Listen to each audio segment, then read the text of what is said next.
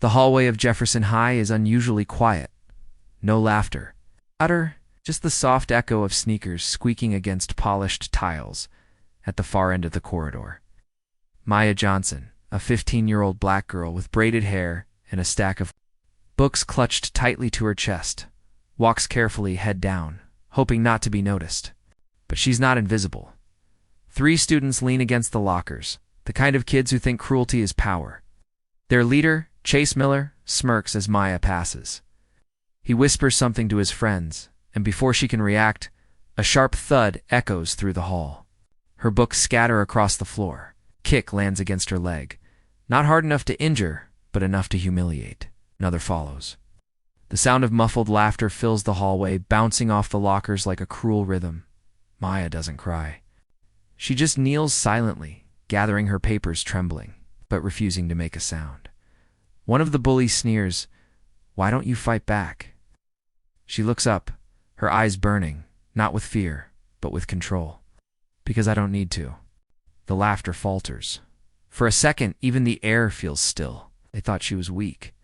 They thought they could get away with it. But in just a few minutes, they'd learn what real strength looks like. The morning sun streamed through. The tall windows of Jefferson High School, painting golden rectangles across the hallway floors. It was the kind of morning that promised a fresh start for most people. For Maya Johnson, it was another day to stay quiet, move fast, and avoid attention. Maya had transferred only 3 weeks ago. Her mother, Danielle Johnson, had taken a new job as a nurse at the local hospital after moving from Atlanta.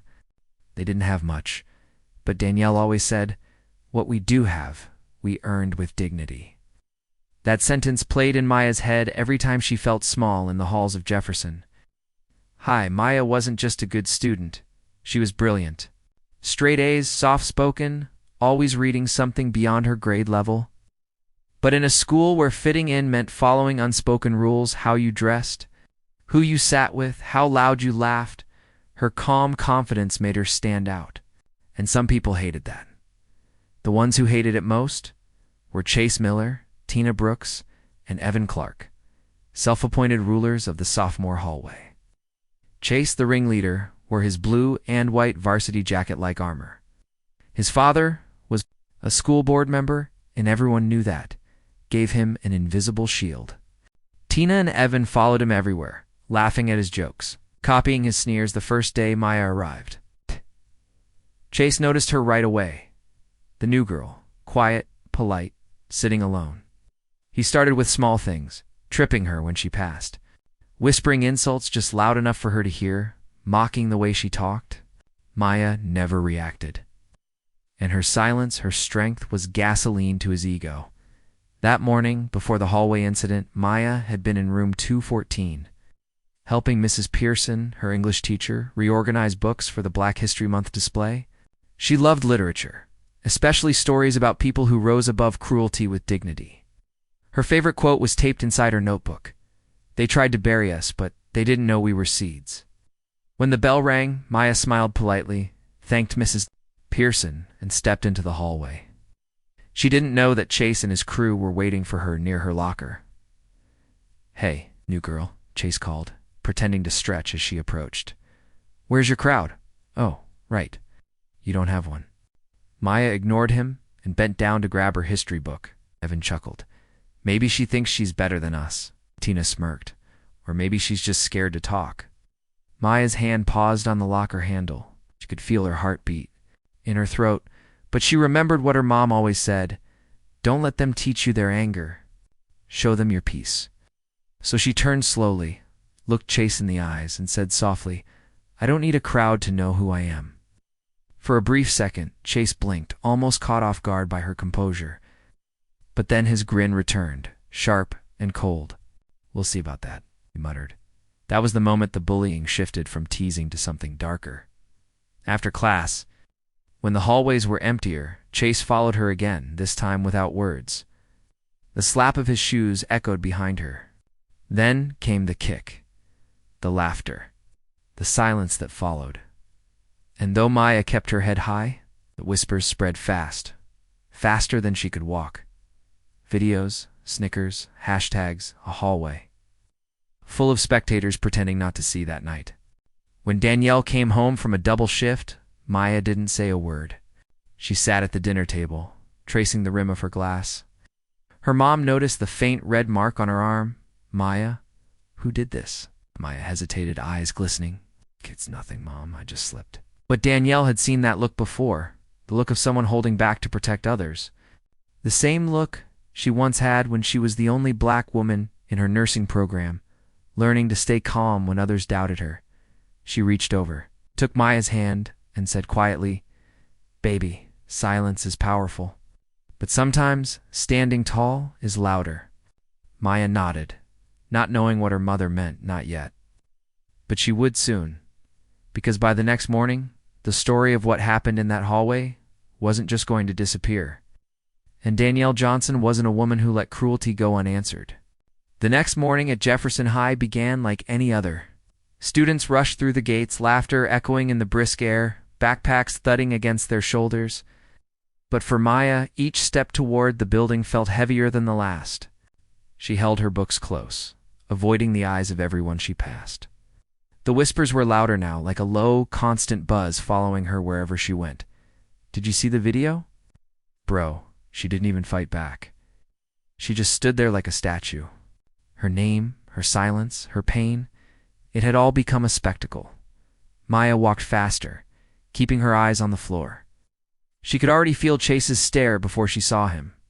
He was leaning against the lockers again, arms crossed, that same smug grin plastered across his face. Tina was beside him, phone in hand, scrolling through what Maya knew was the video. "Morning, superstar," Chase said loudly enough for the hall to hear. "Your big debut's got, 500 views already?" Laughter erupted from a nearby group.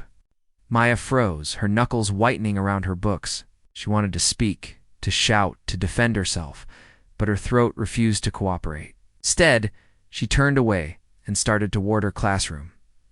Chase called after her, "You should thank me, I made you famous." But beneath the laughter, something else stirred. A quiet, determined anger, not the kind that explodes, but the kind that waits. That afternoon, as Maya sat in class, her phone buzzed softly. A text from her mom. "Mom, you okay today?" "Ma, yeah, I'm fine." "Mom, you sure?" "May, yeah." Her fingers hovered over the keyboard for a long time before she added one more message. "May, why? Can we talk after school?" When the bell rang, Maya stayed behind. She didn't want to face the hallway again. She gathered her books slowly, taking her time. Mrs. Pearson, her English teacher, noticed her hesitation. "Maya, you've been quiet lately," she said gently. "Is everything all right?" Maya hesitated. "Just adjusting, I guess." Oh. Mrs. Pearson smiled softly. Strength doesn't always look like fighting back. Sometimes it's in knowing when not to. Maya nodded, though she didn't fully understand. When she finally stepped out into the hall, it was almost empty. But not quite. Tina and Evans stood near the lockers, whispering. Chase wasn't with them, at least not yet. Maya kept her head down, walking quickly. Then, from around the corner, came that familiar voice. "Leaving early again," Chase said, stepping into her path. Maya's chest tightened. She could smell the cologne he always wore, sharp and artificial. "I said, where do you think you're going?" he repeated, blocking her path.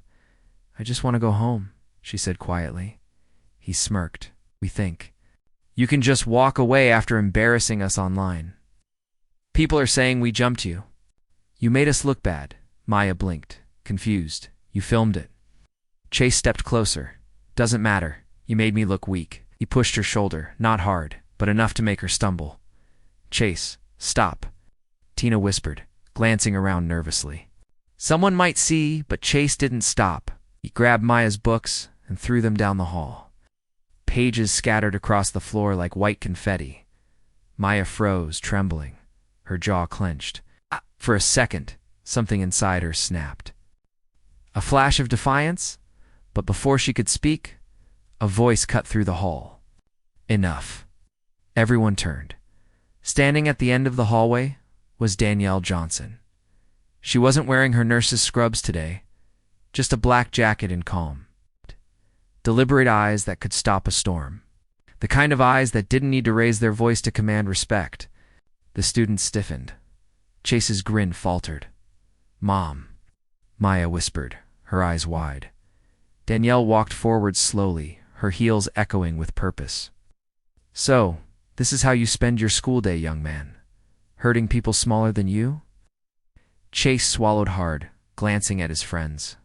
"We were just playing." Danielle's tone was calm, but it carried weight. "Does this look like a game to you?" Tina and Evan backed away slightly. Chase's confidence wavered. Danielle stopped right in front of him, close enough for him to see the quiet strength behind her eyes. "You must feel very powerful right now," she said softly. "Picking on someone who never raised a hand to you." Chase didn't respond. "You know," Danielle continued, "when I served in the Marines, I met boys just like you. Loud, angry, always needing to prove they were stronger than someone else. But real strength doesn't come from how hard you can hit. It comes from how much you can protect." Maya's eyes widened. The hallway was silent now. Even the other students who had gathered around didn't dare move. Danielle turned to her daughter. "Maya, pick up your books, sweetheart." Maya bent down slowly, her hand shaking not from fear this time, but from something new. Pride. Danielle faced Chase again. "You're going to help her?" "What?" Chase stammered. "You heard me? You kicked her books? You picked them up?" Chase hesitated, glancing around. His friends were frozen, no laughter now, no smirks. The weight of Danielle's words filled the hallway like thunder before a storm. When he didn't move, Danielle leaned in closer and said quietly, "I'm not asking." There was no yelling, no threats, it's just calm authority. And that was what made it terrifying. Chase crouched down slowly, gathering the scattered papers. His hands trembled as he handed them to Maya. Danielle took a breath and looked around at the watching students. "You all recorded her pain yesterday. Every one of you who laughed, you became part of the problem. You can delete your videos, but you can't delete your conscience. The next time you see something wrong, you'll have a choice, to be brave or to be another bystander." No one said a word. Chase's face was red. He muttered something under his breath and turned away.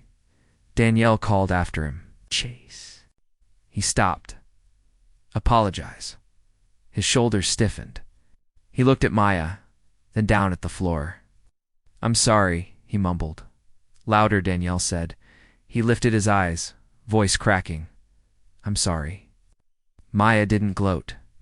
She just nodded once, then walked beside her mother toward the exit. The crowd parted like water. When they stepped outside, the crisp air felt different, lighter somehow. Maya exhaled for what felt like the first time in days. "Mom," she whispered, still processing what had happened. "How did you even know?" Danielle smiled faintly. "Mothers know? And Mrs. Pearson called me this morning."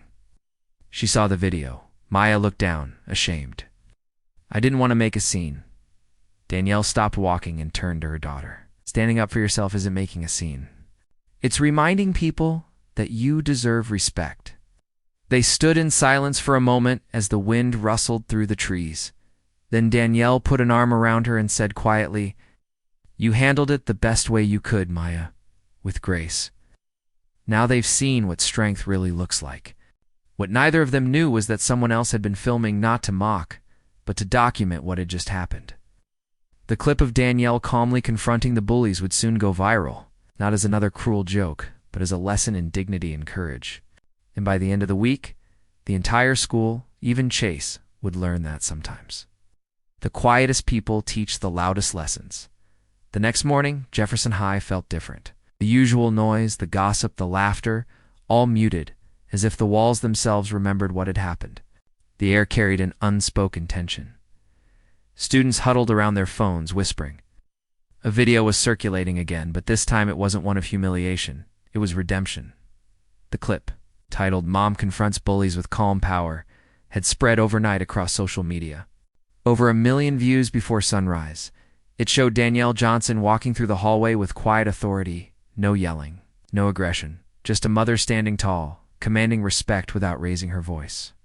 The way she looked at Chase before he bent to pick up Maya's books had become the image of dignity under fire. Yo, this woman's a legend, one student muttered as the clip replayed on his phone.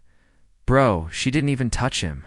Just folded, another whispered. By third period, the principal's office was full. Students, teachers, and a few parents who had caught wind of the incident. Principal Harris, a stern but fair man, sat behind his desk, watching the video in silence.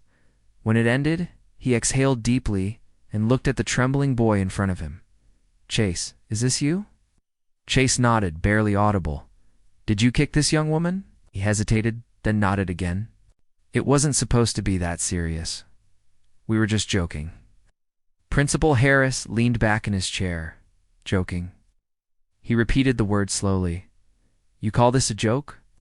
He gestured to the frozen image on his monitor, Maya, on the floor, clutching her books, while Chase towered over her. Chase said nothing.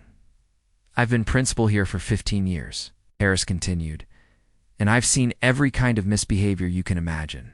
But this, he sighed, this is cruelty.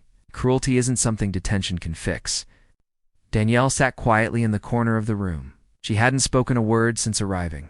Her composure hadn't wavered. Principal Harris turned to her. Ms. Johnson, I want to personally apologize for what your daughter went through. No student should ever feel unsafe here.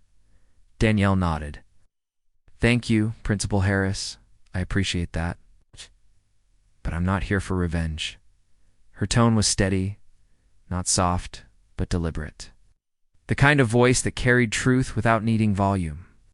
I'm here because my daughter deserves to see what justice looks like when it's done right. Principal Harris tilted his head slightly. I understand. What would you like to see happen? Danielle looked at Chase. He avoided her eyes. I don't want him expelled, she said. I won't teach him anything. I want him to learn the weight of what he did and why it matters. Harris nodded slowly. You're asking for restorative action. Exactly, Danielle said. When people harm others, they don't just break rules. They break trust. The only way to rebuild it is to face what they've done and make it right. Chase looked up finally, confused. You're not trying to get me kicked out? Danielle shook her head. You kicking my daughter's books didn't make her weak. It made her stronger. But you're the one who needs to learn what real strength looks like. She leaned forward slightly. I can teach you that. By the following week, Danielle had returned to the school not as a furious mother, but as a guest speaker. Principal Harris had invited her to address the entire sophomore class during their morning assembly. When she walked into the auditorium, the students were buzzing with curiosity. Some recognized her from the viral video. Others had come just to see the woman who had silenced Chase Miller without lifting a finger. Maya sat in the front row, heart pounding. Danielle took the stage, her posture steady. Her uniform-like jacket pressed neatly, her voice calm but resonant. Good morning, she began. Some of you know who I am. Some of you probably saw me online, the mom who confronted the bullies. But that's not why I'm here. She paused, scanning the faces before her. I'm here because my daughter reminded me what strength really is, and because too many of you have forgotten it. The room grew still. When I served in the U.S. Marines, she continued, I met people from every background you can imagine. Some were loud, some quiet. But I learned something important, that real warriors aren't the ones who shout the loudest. They're the ones who keep calm under fire. Her eyes landed briefly on Chase, who sat several rows back, hands clasped tightly in his lap. You see, the kind of strength I'm talking about, it doesn't come from hurting someone weaker. It comes from protecting them. It's from knowing you could hurt someone, but choosing not to. She took a deep breath. The day you humiliated my daughter, you thought you were showing power. But what you really showed was fear. Fear of her silence, fear of her difference, fear of what you couldn't understand. A ripple of discomfort passed through the students. No one moved. Danielle continued, her tone softening. But here's what makes us human. We can change. We can choose better. She turned toward the principal. That's why, with Mr. Harris's permission, I'm starting a program here, one that pairs students with community mentors. We'll teach conflict resolution, discipline, and what we call warrior calm. It's about using your strength to lift, not destroy. The audience was silent, not out of boredom, but awe. Danielle smiled faintly. My daughter learned that lesson before some adults ever do. She didn't fight back that day because she knew something I taught her long ago. Violence might win a battle, but respect wins the war. The room erupted in quiet applause, which soon swelled into a standing ovation. Even teachers in the back were clapping. Maya's heart swelled. For the first time, the word different didn't feel like a burden. It felt like a crown. Later that day, Chase lingered by the school courtyard waiting. When Maya walked by, he stood up quickly. "Hey," he said awkwardly, rubbing the back of his neck. Maya hesitated. "Hey, he started, eyes darting everywhere but her face. "I wanted to say thank you. For not, ruining my life." Maya blinked, surprised. Oh. He nodded. "I know. And I'm sorry. For everything. You didn't deserve that." There was silence for a moment. Birds chirped somewhere nearby. Maya finally said, My mom says we all get chances to be better. Maybe this is yours." Chase smiled weakly. "Yeah, maybe." They stood there for a moment, two kids who'd lived through a storm and come out changed. That evening, Maya and Danielle sat together on their apartment balcony. Watching the sunset turn the sky into watercolor, Maya sipped her lemonade and asked, "Mom, did you mean all that about not being angry?" Danielle smiled. "I was angry. But anger's a tool, not a home. You use it to build change, then you put it down." Maya looked thoughtful. "You weren't scared to face them?" "Of course I was," Danielle said softly. "But fear's not the enemy. It's what you do with it that matters. Courage isn't the absence of fear. It's acting right despite it." The sky darkened to purple. The city lights flickered on. Maya leaned her head on her mother's shoulder. "I think I understand now. You didn't just teach me to be strong. You taught me when to be still." Danielle smiled, her voice gentle. "And that's what makes you unstoppable, baby. Stillness is power most people never master." A week later, the first session of Danielle's mentorship program began. Students who'd once snickered now volunteered to join. Even Chase showed up, nervous but willing. He sat quietly as Danielle spoke about leadership, respect, and what it means to stand for something instead of against someone. As the weeks went by, something beautiful happened. The school started to change. Whispered cruelty gave way to quiet understanding. Students began to call out bullying instead of recording it. And Maya, once invisible, became a voice of calm and courage. She even led a session herself one day. Reading aloud from her notebook, "Strength isn't how loud you are when you win. It's how silent you stay when they expect you to break." When she finished, the room was silent, not from awkwardness, but reverence. Chase raised his hand. "Maya, can I say something?" She nodded. "I used to think being respected meant being feared. But your mom, she showed me that real respect comes from doing the right thing when nobody's watching." There was a pause. Then quiet applause. Danielle, watching from the back of the room, smiled proudly. By the end of the semester, Jefferson High had changed its culture so drastically that even the local news picked up the story. From bullying to brotherhood, how a mother's calm changed an entire school. The article showed a photo of Danielle and Maya standing side by side, smiling, no fear, no shame, just quiet strength. When Danielle read the headline aloud, Maya laughed softly. "Brotherhood." Danielle chuckled. "They're still learning, but it's a start." In the weeks that followed, Danielle received messages from parents, teachers, and even strangers online. People who had seen the viral video wrote to say how it had inspired them to handle conflict differently, to listen before they reacted. Some called her the calm warrior. Others simply said, "Thank you." But the person she was proudest of was sitting right next to her at the kitchen table. Finishing homework with headphones in and confidence in her eyes, Danielle watched her daughter strong, steady, radiant, and whispered to herself, "They tried to break her, but all they did was teach her to stand taller." "Did you say something, Mom?" Danielle smiled. "Just proud of you, baby. That's all." The season shifted, and so did Jefferson High. The school that once buzzed with cruel laughter and quiet fear now pulsed with something different: empathy. It wasn't perfect, of course. No place ever is. But the difference was unmistakable. Where students once turned away when someone was mocked, they now turned toward. Where a phone once came out to record humiliation, it now came out to document kindness, tutoring sessions, community projects, and shared victories. The Calm Warriors mentorship program had grown larger than anyone expected. What started as Danielle's idea to heal her daughter's pain had become the heart of the school's new culture. Posters lined the hallways now, not of celebrities, but of students, each one with the program's slogan underneath: "Strength is not what you take from others, it's what you give back." Maya's photo was one of them. She stood in front of a chalkboard, her head slightly tilted, her eyes focused and proud. It was a Friday afternoon when Principal Harris called a school assembly, this time to celebrate progress. The gymnasium was full. The air buzzed with chatter and the sound of sneakers squeaking on polished floors.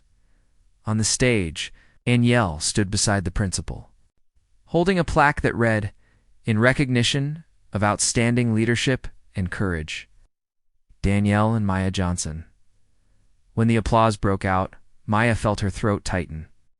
It wasn't the award that mattered. It was the faces, the same students who once whispered behind her back, now clapping for her, cheering her name. "Come say a few words," Principal Harris urged. Maya took the microphone, hands trembling slightly, but her voice was steady. "Thank you," she began. "Not just for this, but for listening." She looked out at the crowd, finding familiar faces, some guilty, some proud, all changed. A few months ago, I walked these halls wishing I could disappear. Every step felt like a reminder that I didn't belong. But what I learned, what my mom taught me, is that belonging isn't something people give you. It's something you build. A hush fell over the crowd. She told me that silence can be power, that you don't always have to fight loud to fight strong.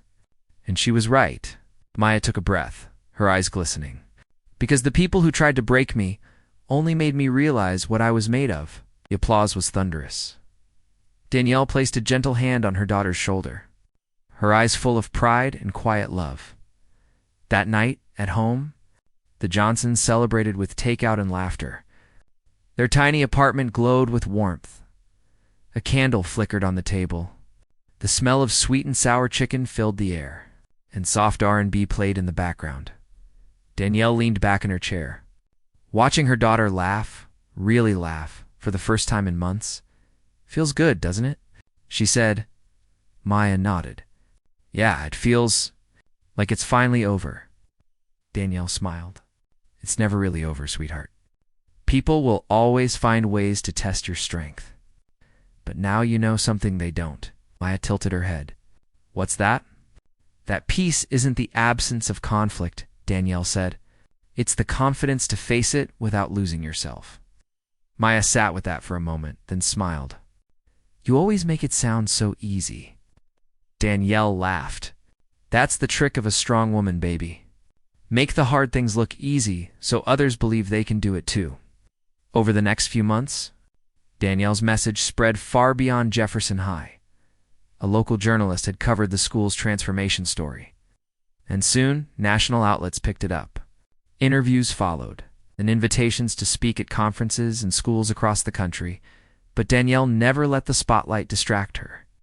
Every time she stood on a stage, she remembered the reason she started. One frightened black girl in a hallway who had chosen silence over anger, and a mother who turned that silence into strength. During one of those talks in a packed auditorium, she said something that would later be quoted on posters and social media across the U.S. The world tells our black daughters they have to be loud to be heard, but I say let them be powerful in their stillness, because still waters. They carve canyons. The audience rose to their feet. Back home, things stayed humble. Danielle still worked at the community center, still cooked Sunday dinners, still scolded Maya for leaving shoes by the door. But their home now carried an energy, a quiet pride that came from knowing they had changed something bigger than themselves. One evening, while sorting through old photos, Danielle found a picture of Maya on her first day at Jefferson High. Her backpack looked too big for her, her smile uncertain. Danielle traced her finger over the image and whispered, "Look at you now, my warrior." Maya walked in just then, her curly hair pulled up, homework in hand. "Talking to yourself again, Mom." "Always," Danielle said, smiling. "Helps me remember the journey." Maya sat beside her, looking at the photo. "I was so scared that day." "I know," Danielle said softly. "But you showed up anyway. That's what bravery really is." Months later, Jefferson High hosted its first day of courage. Students shared poems, songs, and art inspired by the mentorship program. The gym was decorated with posters of famous Black leaders and quotes about strength, unity, and grace. When it was Maya's turn, she stepped on stage holding a single sheet of paper. Her voice was soft, but every word cut clear. They said silence is weakness, but silence taught me patience. They said pain makes you bitter, but pain made me brilliant. They said I'd never belong, but I stopped asking for permission. Because strength isn't the sound of your scream. It's the calm after the storm. When she finished, the room was silent for a moment, and then erupted into applause that shook the gym floor. Danielle wiped tears from her eyes. Principal Harris stood beside her, whispering, "You raised the leader?" "No," Danielle said, smiling through her tears. "I raised a listener, and sometimes that's harder." The moral of their story spread far and wide across screens, classrooms, and living rooms. It wasn't about revenge. It wasn't even about justice in the traditional sense. It was about transformation. It was about a mother and daughter who turned humiliation into healing, who showed that strength doesn't need to roar sometimes. It simply needs to stand still and breathe. It reminded everyone watching that forgiveness isn't weakness. It's clarity. It's choosing to be free instead of being chained to someone else's hate. And in a world that often glorifies noise, Danielle and Maya reminded us that quiet dignity, especially from Black women, can be the loudest force of all. Because when a Black woman stands tall, calm, and unbroken, the world notices.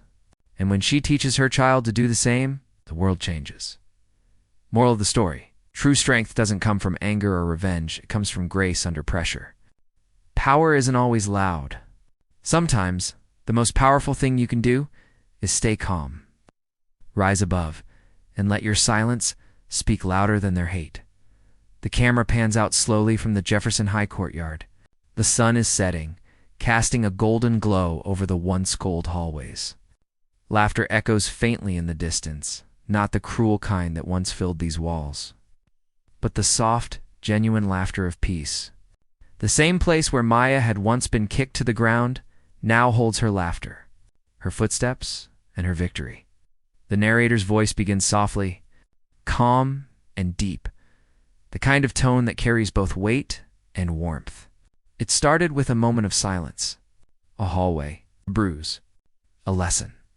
Images flash: Maya walking alone, Danielle standing tall, the bullies bowing their heads in shame, then learning, growing. They thought pain would break her, but pain became her teacher. They thought anger would consume her, but she turned it into purpose. They thought silence meant weakness, but silence became her weapon.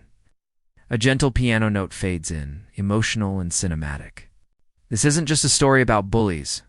It's a story about mothers, about daughters, about the kind of power that doesn't need to shout to be heard. The camera shifts, Maya and Danielle walking side by side under the warm evening sky, their silhouettes bathed in light. Because sometimes the most powerful thing you can do isn't to strike back. It's to stand still and let your grace do the talking. A beat of silence follows, the screen dimming to black, then white text appears, bold and simple. Strength is calm. Power is grace. The narrator continues, voice steady. If this story moved you, if you believe in stories that remind us who we can be when the world tests us, then be part of this journey. Share it. Let others see what real strength looks like. The screen brightens again. We see quick flashes of smiling faces. Community moments, Danielle leading her mentorship group, Maya reading poetry to younger students. Because every time a story like this is told, Another heart remembers how to rise. Another mother feels seen.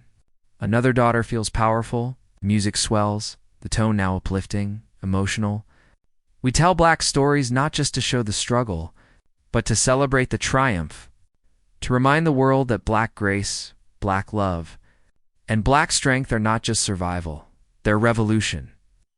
The screen cuts to a close-up of Maya's face, her eyes calm, her voice overlapping the narrator's now.